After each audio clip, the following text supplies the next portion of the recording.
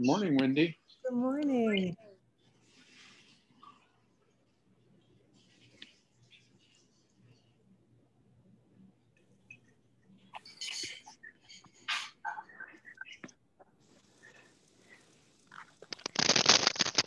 Hi, Wendy. Hi, Ann.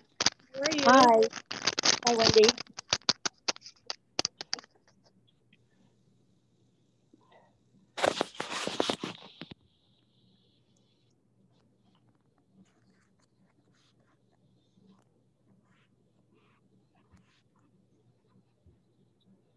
Hi, Karen. Hey, Ann. Hi, everyone.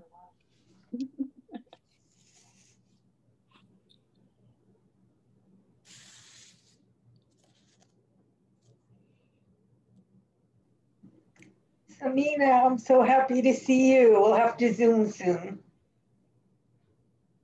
This is Gail, if you have a screen that doesn't show everyone. Hi, Gail. Good to see Saying you. hi to you. Hi, Gail. Hello. Hello. Shalom. Good almost afternoon. I know. I'm sitting here at work. I'm like, okay, let's hope my kids stay out. I don't know what's going to happen. I will not guarantee anything. What? Salam alaikum. Alaikum salam.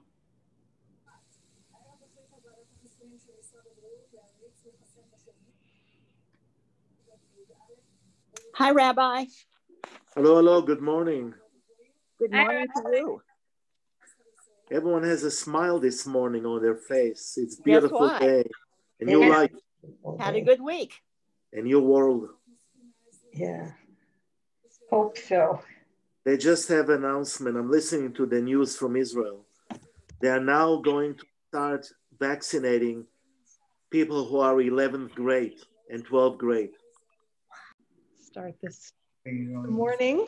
I'm Wendy Goldberg. I'm the Executive Director of the Tri-Faith Initiative. Thank you all for showing up this morning for this celebration of one of our founders and our bridge builders. And I thought it would be appropriate for me, perhaps, well, I'll ask you to mute yourself so that we are able to hear the speakers, so thank you.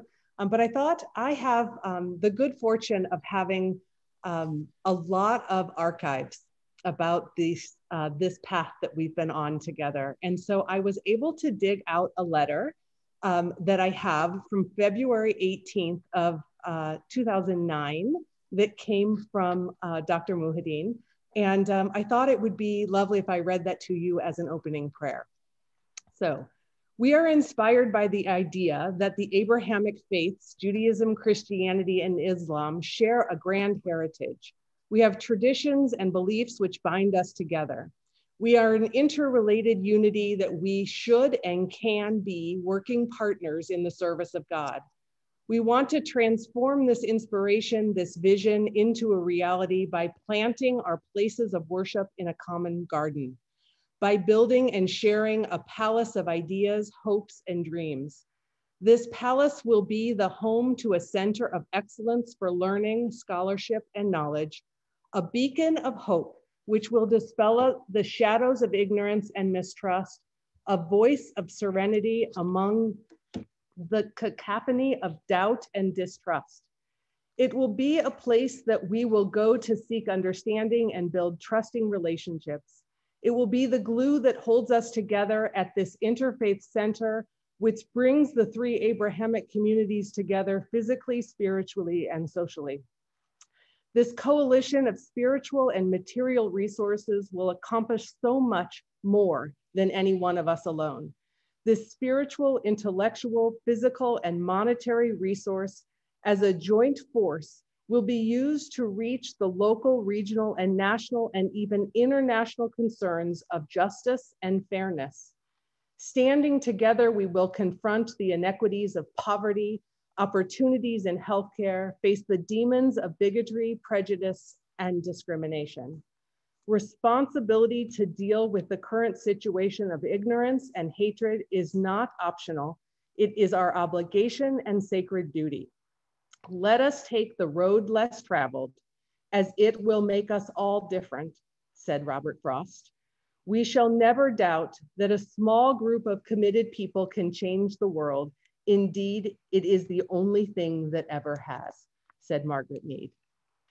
So may those be our guiding words, as they have been with your leadership, Dr. Mohiuddin. I want to start by just expressing immense gratitude for your leadership and for your friendship. And I would like to invite you to start us out, and I'm going to borrow from Krista Tippett an opening question. Could you tell us about the spiritual or religious background of your childhood?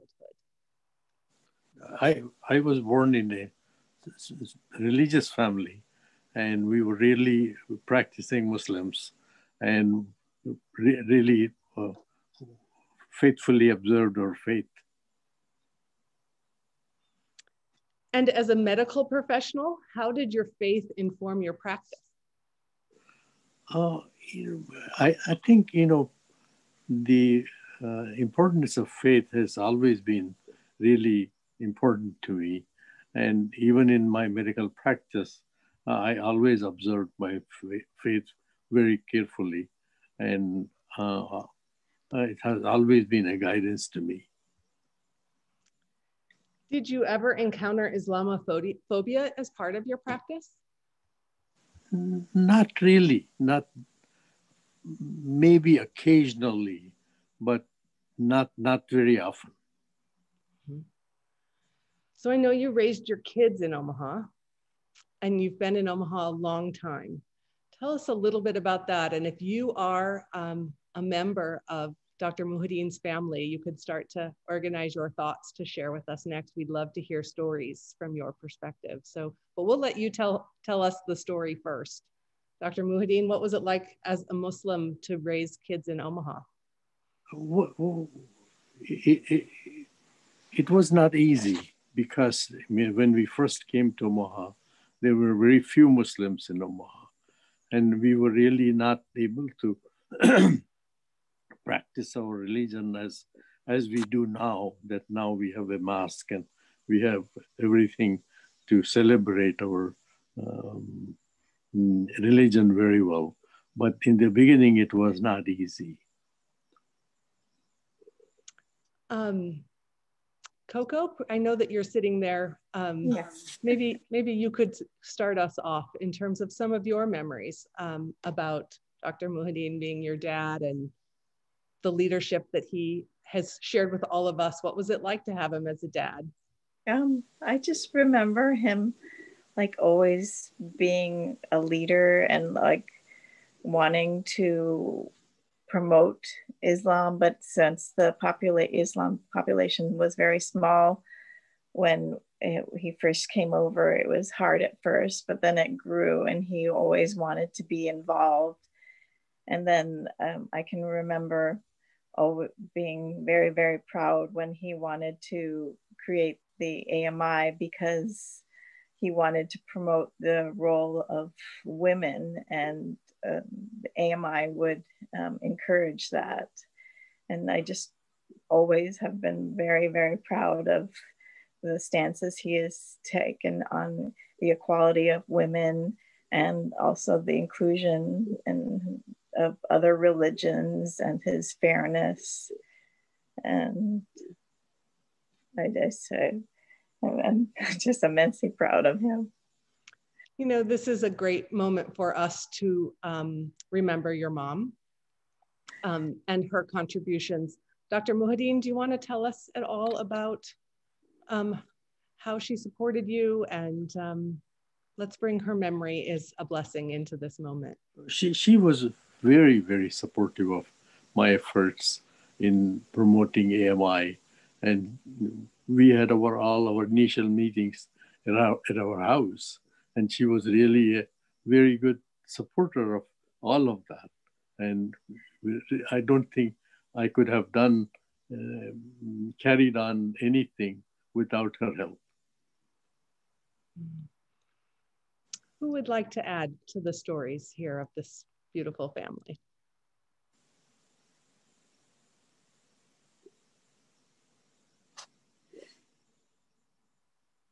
Carrie?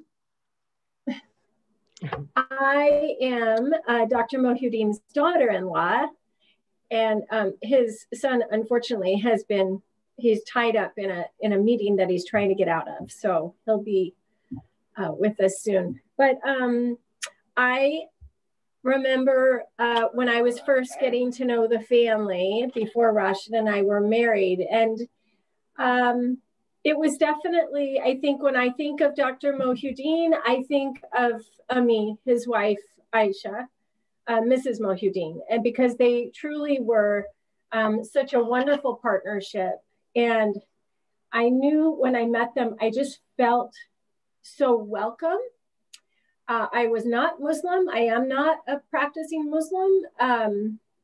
And I remember just feeling welcomed and knowing they really were such a fine balance, the two of them. He was very soft-spoken and always teaching. You never can ask a question without teaching. I mean, he was always teaching. So I learned something every time. I learned more about my faith that I was brought up in through learning about Islam through my father-in-law, which I thought was just, that's always fascinated me, that I learned more from him about Catholicism and Christianity than I knew before I had known about Islam. And the partnership between the two, the way they balanced each other. She was very outgoing, very, good, you know, very vivacious and quite the hostess. And this is his granddaughter right here. So I'm going to ask you to go. It was, he was always very welcoming, soft-spoken, a teacher. And I never felt excluded from anything. And never was there a question that I felt silly for asking. And so I was always very grateful for that. And it was very evident to me the two of them were really at the center of a community that they had helped to build and felt so passionate about supporting. So I think that's probably what I take away the most when I think of Baba and my mother-in-law. So just kind of a random thought there. Nice to see everyone's faces here. Arun, I would love you to share your connection to this family and a little bit about your admiration and support that you've received from them. Hey, Wendy, I appreciate being included in this, and it's really it's flooring to see as many faces in the middle of the day that are joining this, and well-deserved, Uncle, of course. So we're grateful for all of the contribution. I've been fortunate to have a great set of parents, but I'm even more fortunate to have two sets of great parents. If Uncle would allow me to call him my adopted second father, I spent a lot of my toddler years, probably as a 1 to 3 years, maybe Uncle, 1 to 4 years. For the most part, my parents would say they deposited me with Mohiuddin family. So a lot of the best attributes that I've been given were from the Mohiuddin family overall. So, you know, and living in that environment, our house was 1 mile away. I had not only Dr. Mohiuddin and Aisha Auntie to educate us, to teach us our first set of lessons, whether it was just education, whether it was faith-based, whether it was, or whether it was just taking us to school. I see Samina's on the call and took us to school for the first 14 years of my life. And it's so interesting because we, you know, Wendy, you and I talked about this. We might not be of exact same faith, but we're all of faith. We grew up at the JCC. We lived 5 feet away from there. And we went to a school that we had to go to chapel every week and wear uniform. So our exposure to all of that, and that was, and Mom's joining right now. Hello. So, you know, to have that exposure was led by Dr. Mohiuddin. he was the one who had encouraged that. And it's so apropos that we're talking on a tri-faith Zoom call, that to have that kind of exposure at the JCC in a Muslim family, going to a school that we went to church every week, is just, it's so indicative of the environment that we grew up in. And that's a lesson that all of us could frankly learn. And we've been incredibly blessed to have learned that from effectively day one. You know, I want to introduce everybody to my mother that's here, because one of the stories that I think that she would share, one of the stories that she would share is, how did we all end up in Omaha, Nebraska? And one of the funniest stories that mom and dad used to share is, they're like, we're coming to Omaha, Nebraska from Washington, D.C., and before that from India. And they're like, we grabbed an American Medical Association directory, and they're like, let's come up with a name that seems at least close to us. And out of the blue, they called Dr. Mohiuddin, because they're like, that's a name that seems something that would have a cultural similarity, and cold called Urshid uncle, and they came and picked him up from the airport in 1976, and we concocted a lifelong relationship off of a cold call. And that's the environment that we were blessed to have, is that kind of experience. And it's countless. Dad had his first MI, his heart attack at 29. Urshid uncle has cared for our family that entire time. So that 40 years, our biggest successes are a derivation of the contributions that Mohiuddin family, and in particular, Dr. Mohiuddin. For me, until I was 18, Aishanti used to bring me food or a birthday present till I was too old to still be getting fed by Mohiuddins. And still to this day, that's the kind of environment that I grew up in and lived in. And it's one that it's one of the secrets to success for us.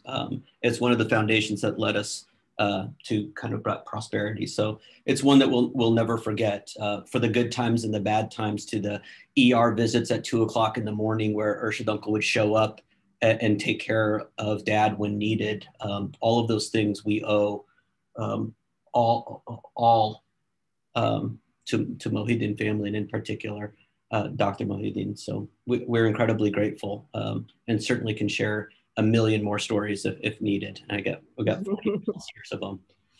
Thank you so much. Samina, would you like to add anything here? Sure, I'll just give you one about like what kind of grandfather my dad was. He was always kind of a strict dad. So it always shocked me the kind of grandfather he turned into. When my daughter was born, like he always had rules. And then I walked in one day into the dining room, and there is my daughter standing on the dining room table. I'm like, what is she doing on the dining room table? It's like, she wanted to touch the chandelier. I'm like, who are you? And that's the only thing I could say. I'm like, you have become somebody else now. I'm like, I don't know who you are. And I just left the room. So my mom was kind of the one who kind of enforced rules for the grandkids, so they didn't turn into complete brats, which was good because they got some strong personalities, my kids. And someone needs to lay down the law. So that was my mom, because my middle child she still is quite the person, as the imam will say. Imam knows that middle child. She's quite the personality, and she laid some laws, thank goodness. And my dad is, I don't know who my dad is as a grandfather. He is not the same person. He's the most indulgent grandfather you will ever meet, ever. Syed, tell us why. That's the way it was. That's why we have grandchildren, right, Aryeh? Exactly. Yeah. Dr. Mohiuddin, can you tell us something about you that you think not very many people know? I don't know. I'm not sure that there's anything I've hidden from people. Okay. I think most of things that people know about me very well. So let's turn to the conversation about the American Institute of Islamic Studies and Culture, which was the founding name of what is now the American Muslim Institute. Tell us why you started it. When we first came to Omaha, the Muslim population was really small, and really there was no place for us to really worship even. And we usually used to have functions at people's home. So what we decided, Aisha and I decided we should establish at least an institute where we could get together, carry out our prayers and our Islamic functions. And that was the basis of starting the institute. So I went back to my archives again here, and I'm going to read you part of a letter that Dr. Mohiuddin penned on November 3rd in 2006. Dear brothers and sisters, salam alaikum. All of us are very aware that Islam is poorly understood in the Western world, but especially in the United States. In order to promote a better understanding of Islam, a new organization, the American Institute of Islamic Studies and Cultures, AIISC, has become established in Omaha, Nebraska. This is a nonprofit religious and educational organization. AIISC will make an effort to build facilities to enhance the study of and research in the religion of Islam. It will also provide a place for worship, development of programs in new facilities, and enhance and support the cultural and social activities for the Muslim population in Omaha and the Midwest region.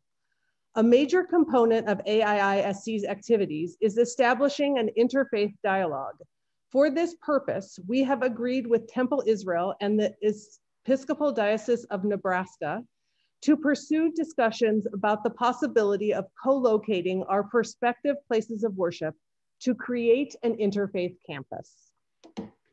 It goes on, but it ends with this quote, "May our courage match our convictions and our integrity match our hope," which is a quote from a prayer that we often read of Jonathan Magne, sorry. So, wow, that fills my heart. I know there are a lot of leaders from Tri-Faith on this call. Farhan or Nuzat, may I call to you perhaps first as people who have been so intricately involved in this. I'm not sure if Karim has been able to join in yet. I don't see him yet, so. I'm here. Oh, great. You look like Alpha. Karim? I can go, Wendy. Great, please. I've been part of the ICO, ICO way back when. Dr. Mohiuddin and I were both part of that, and helped establish ICO, made sure the construction was completed at ICO. We all worked together for that. And then when ICO needed its first Muslim graveyard, we all pulled together to get that done. And, the Muslim community of Omaha has always looked up to Dr. Mohiuddin. Is what does he think? Can he contribute in any way? He went through the whole, the Articles of Incorporation, and he went through the whole thing for ICO to help them put it together. Just some amazing stuff that he did for this. And as we went through this, Arun mentioned a very interesting thing, I guess that ties into what we're doing, is Anil Agarwal, Arun's dad, Dr. Khan, and Dr. Mohiuddin were buddies. They've been here since the 70s and hung out together. And Dr. Agarwal established and was integral, and Auntie Sudha, who's right here on the call, the Hindu temple. These are the guys that were behind it and were instrumental in getting that done. And they were buddies. And Dr. Mohiuddin, years later, has helped establish AMI, and with the help of Dr. Khan as well, who contributed to a lot of the stuff. But the company that we keep, the better the company that you keep, we tell this to our children as well, but it applies to us as adults, the better you become. And, being part of Tri-Faith and meeting all you wonderful people, and has just made us that much better. And I think by growing a community of good people that are building things, that have a vision for something bigger, it makes us individually better and it makes us stronger. So I thought that was worth mentioning.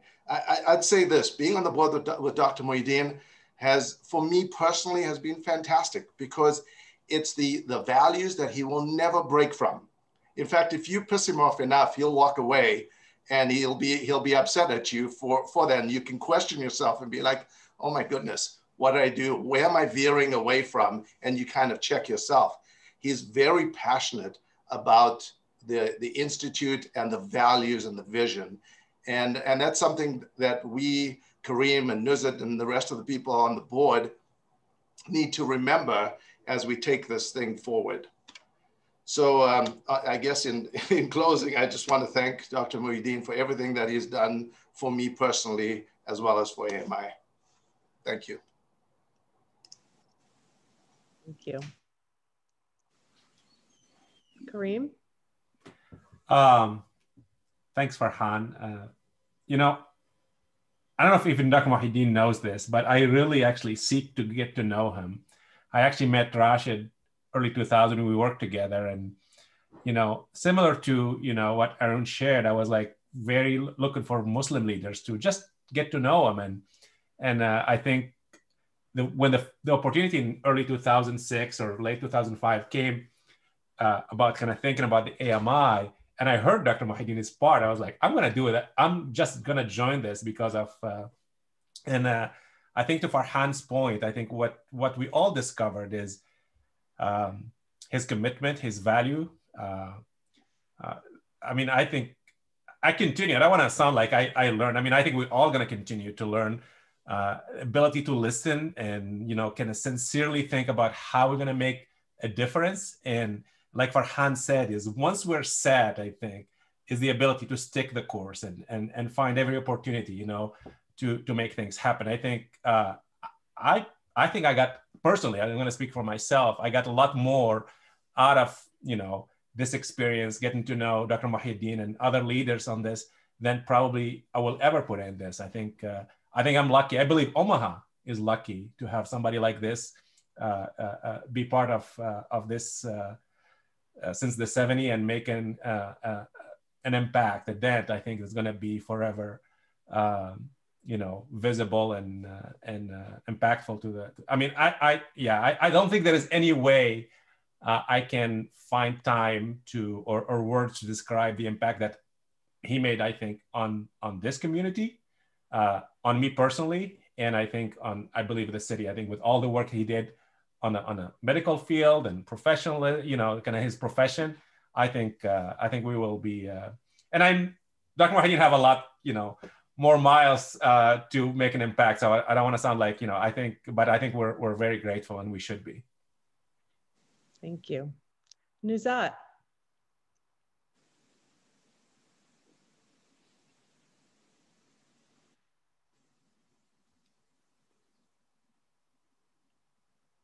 Are you on the call? Nuzhat? Are you able to unmute? I'm sorry, thank you. I was gonna say, Dr. Mohiuddin is a man of few words, and we're spending an hour talking about him. There's a little bit of irony in that. In my interactions with him, in fact, that's one thing I've learned from him, is that a well-timed silence sometimes can communicate volumes. And we would all do well to kind of think of that as a part of our communication toolbox.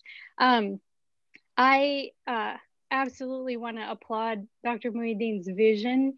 It's always been a bold one to think about establishing a new Muslim mosque and center for learning in the middle of the Midwest in Omaha, Nebraska, especially at a time when our population, which is now growing, at the time wasn't very substantial. So there's boldness in that vision, but even further, Dr. Mohiuddin has championed women having sort of equal time, equal space physically in the mosque, where traditional mosques have put women kind of in the back or a small corner. You know, Farhan referred to Dr. Mohiuddin will walk away from time to time. And this was one of those things. He absolutely was a firm champion of this. And it takes an enormous amount of boldness to be able to challenge those conventions and say, these are just conventions. They're not fundamental to our faith. In fact, so I think that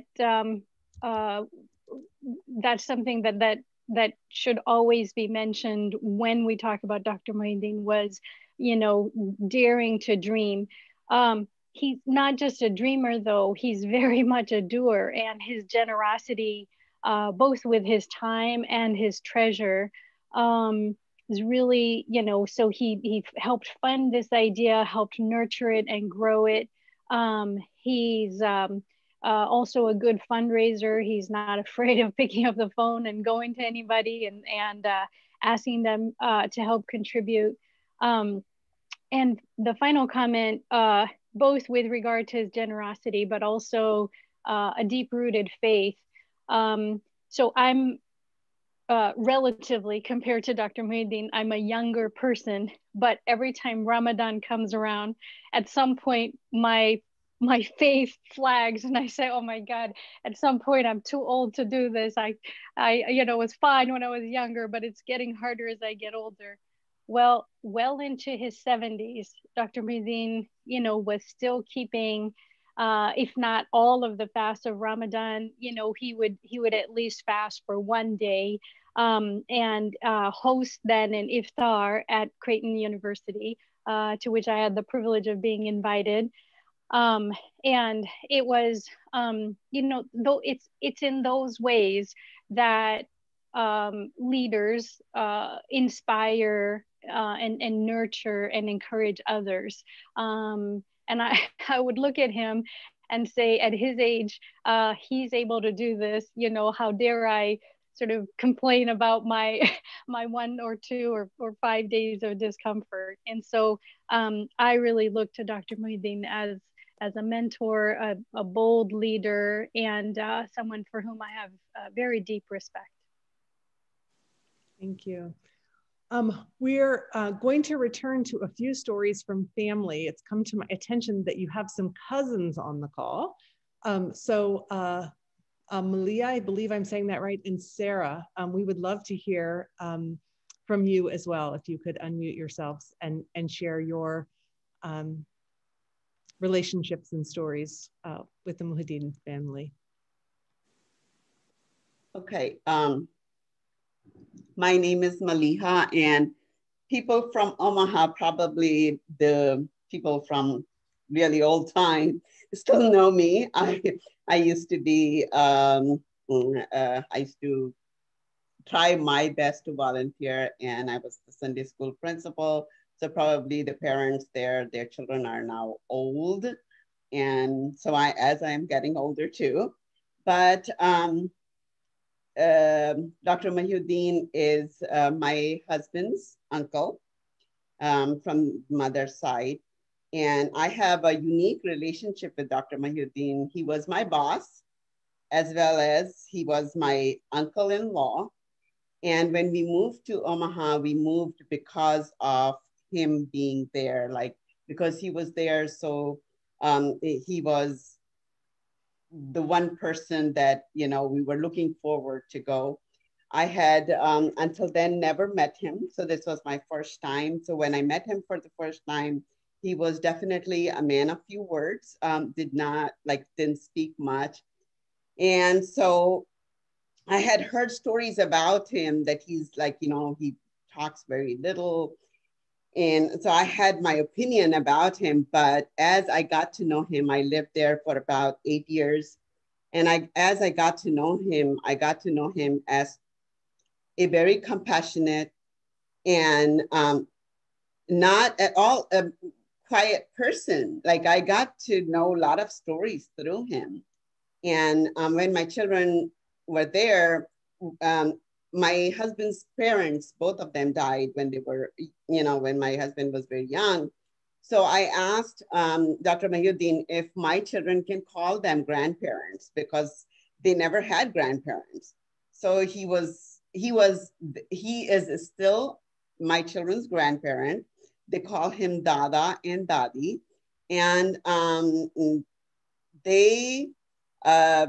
Dr. Mohiuddin and Aisha, both of them treated them no different than, I'm sure now that at the time Samina's children, were not born. So they really enjoyed the grandparents there. As my boss, he was very strict, but the compassionate part of it was you could see from all his staff that they loved him. Even though he was a very strict, very disciplined person, and people were scared to talk to him, but they loved him for who he is. And that's what I think that, other people who know him as a friend, they don't know how he was the boss to you, but definitely a source of inspiration for us. I could say that each one of the physician in our family is probably because of Dr. Mohiuddin as our mentor. And my daughter and his rest of his nieces who are physicians, they all still look up to him, still kind of, whenever they talk about him, they see it as a source of inspiration and are definitely a very good role model in front of them. So we didn't have to do much to convince them to become physicians because they had physicians, like him in the family. My husband picked the field of cardiology because of him, because of what he taught. As for AMI, I know that when 9/11, I still remember that myself and I believe Rabbi Azrael was there with me, and we were talking about it, and that was the vision that, that came up on the 9/11 when it happened. And when Dr. Mohiuddin was talking about AMI, it was like a dream come true for, at least for me, because I'm not in Omaha anymore. And when I saw that, and now that I see you guys doing this, this is like I've never ever even imagined that it would happen, or it will come into existence. But definitely something that even in St. Louis, where we are very active in interfaith community, I always give example of you guys where Muslims are only handful. There's still handful of Muslims in, and I think credit goes definitely to Dr. Mohiuddin and rest of the people like Farhan has done, Dr. Khan has done. A lot of people have really stepped up and brought into an idea that started after 9/11. So that's what it is. And thank you, Bhaijan, for being there for us, for always be our mentor. Beautiful. Thank you so much. Sarah, I'm not going to call you out, but I do appreciate that you're here and listening and supporting the family. We're going to move now to Dr. Mohiuddin again. Perhaps you could, all these people talking about you, what's a fond memory that you have as a leader of Tri-Faith or AMI?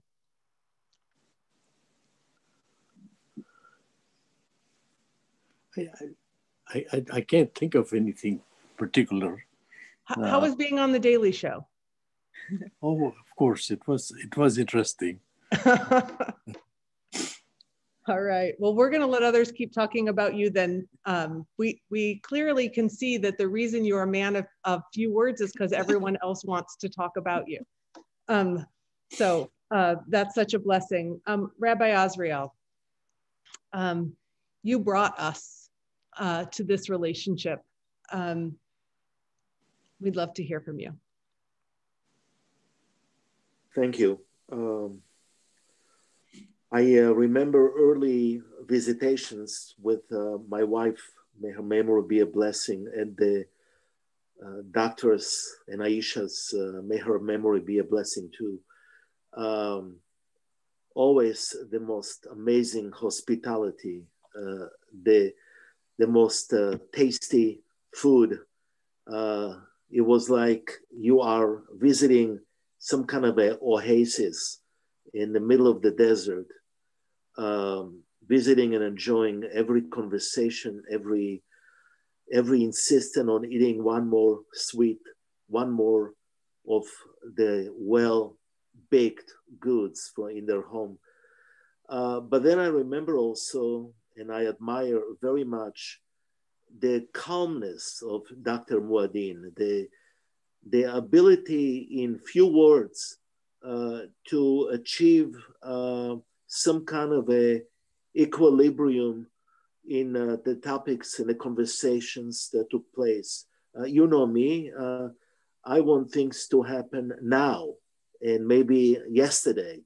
And there was always the approach from the doctor that brought me to a calming measure of reciting what I really dreamt about. There was always the coolness that I sometimes miss in my presentations.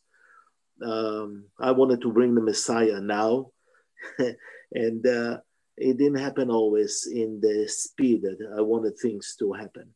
And it was this cool, quiet measure of the doctor holding some of the things for maybe the next meeting or the next time we're going to talk about, that helped me balance my own words. We had also a wonderful time when we took after the show on the TV, when we went to the different bars to talk about the tri-faith. You know, a rabbi, a imam, and a Christian clergy walking into a bar.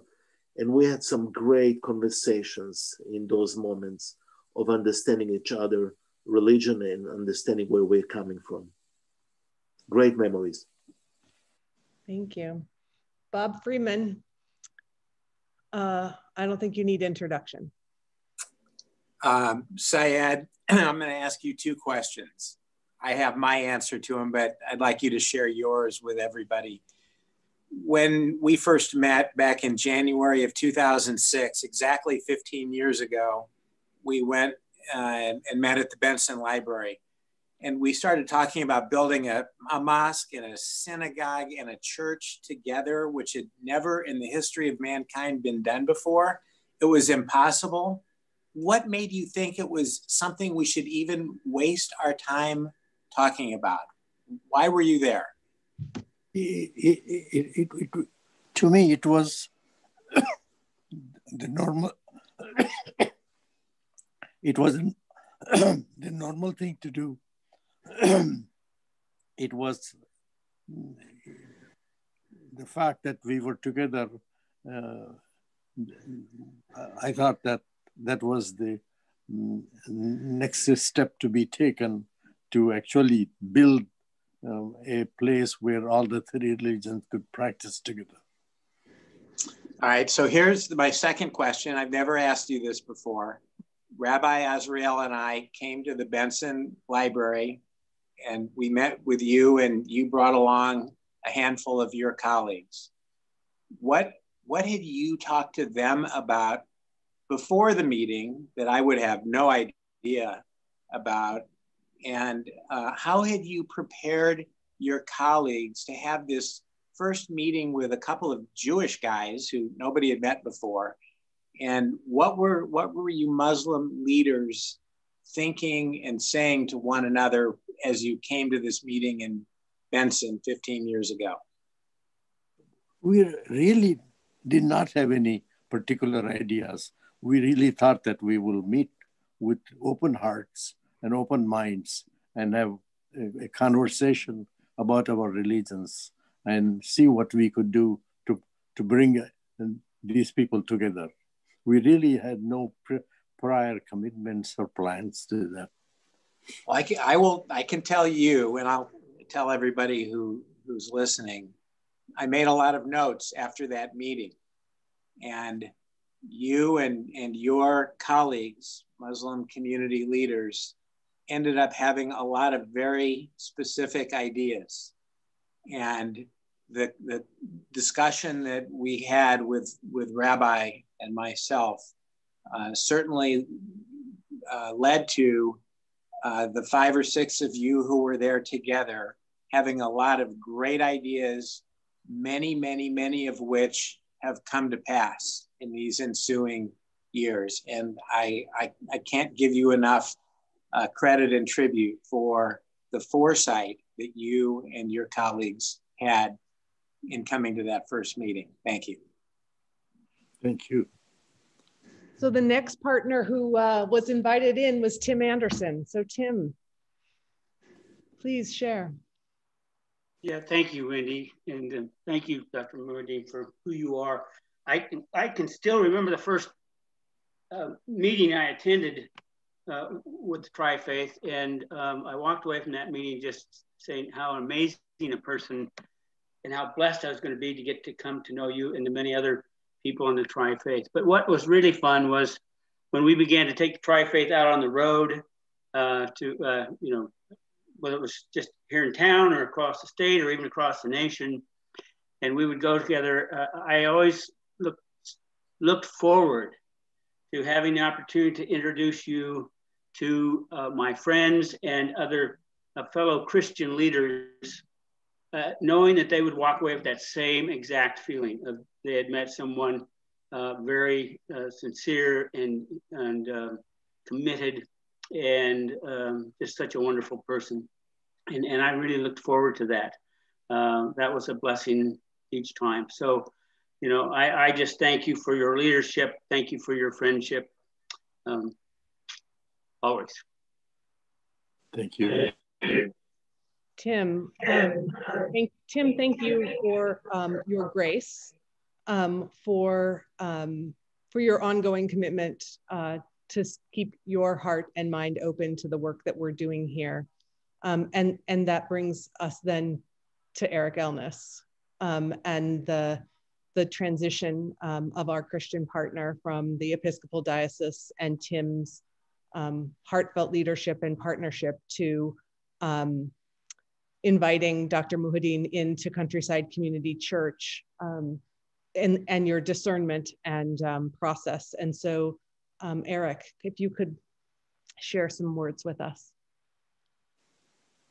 Well, when we entered that discernment process, thankfully that we didn't have many people who objected to the Tri-Faith on the grounds of, that they didn't approve of it, the other 2 faith partners. But, I always knew that if somebody, did wonder about Islam, is that, because they didn't know much about it, if they met Dr. Mohiuddin, they would be significantly put at ease. And one of my favorite memories actually was of that from that kind of awkward Daily Show thing where, Ronnie Chang had come out to interview us, and even he picked up immediately on Dr. Mohiuddin's gentleness and calmness, that amazing calm he has.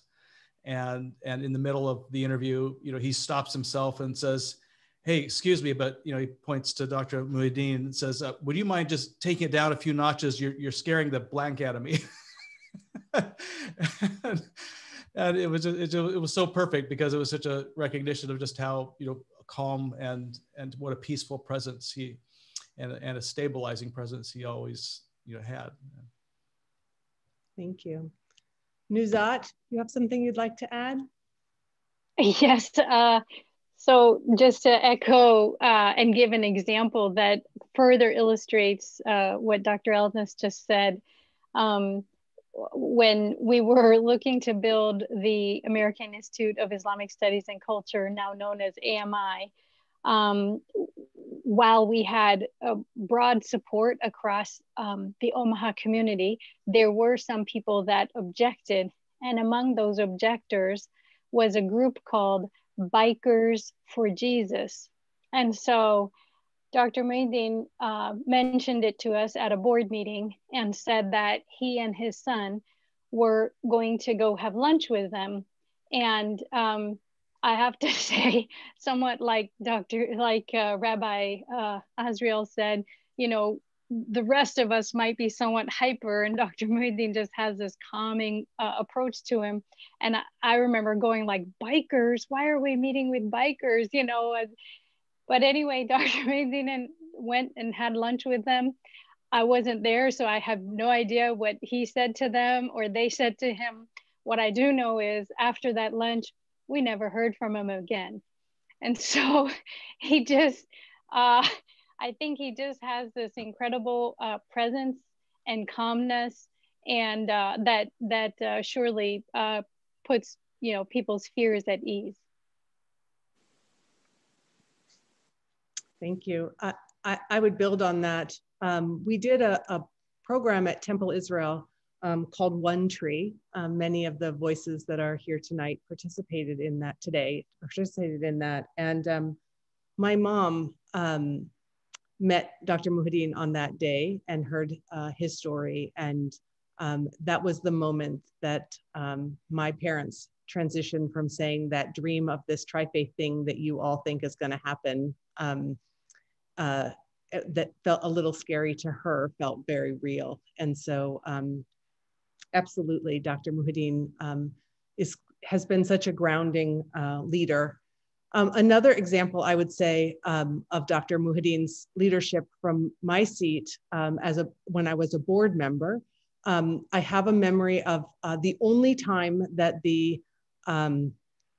as a board member, that we had a vote that all of the members of one of the partner congregations dissented. And it was about the transition to have less space devoted to a library in the Tri-Faith Center. And Dr. Mohiuddin had very strong opinions about that. And as a result, we changed our bylaws and how we would organize around if all of the partners from one of the congregations voted no, how would we take a pause and step away from that meeting and choose to come back with more information and more open hearts at a later date. And people who have looked at our bylaws have remarked at what a beautiful example that is of building bridges, and really is part of the secret sauce, is kind of what I've started to say of what makes the Tri-Faith Initiative beautiful.